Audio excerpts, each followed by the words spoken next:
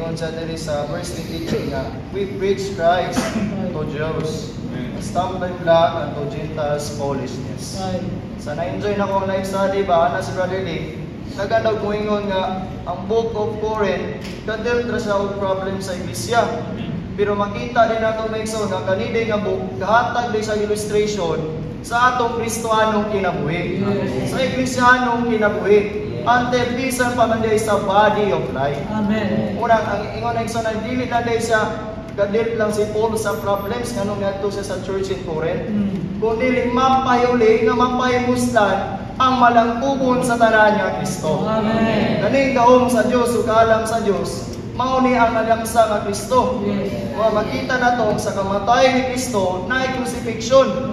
Sa crucifixion na he become the power of God. Yan ang exonally, dili man yung power of God nga, naaday missile, naaday rocket, naninana. Pero kanina yung power of God is a matter of person. Mao dili nga nilangsa nga krus, ay nilangsa nga Kristo, the crucified Christ. Bisan sa pagwali ni Paul, mao din ang content sa pagpangalagad ni Pablo sa Corinto. Unang makita na ito eksoon, nga nung natay kasuko, nung natay problema, dili lang dahil muda, duo lang ta sa Ginoo kay para makuha yung kahit tagalang, kundi ma-experience na ito ang gahom sa Diyos. Ma-experience na ito, makaging tao Kristo. Kaning gahom o kaalam sa Diyos, na nasa atong sulod. Na kulang na ito ni eksoon, mutawag ng guys sa ngalan sa Ginoo.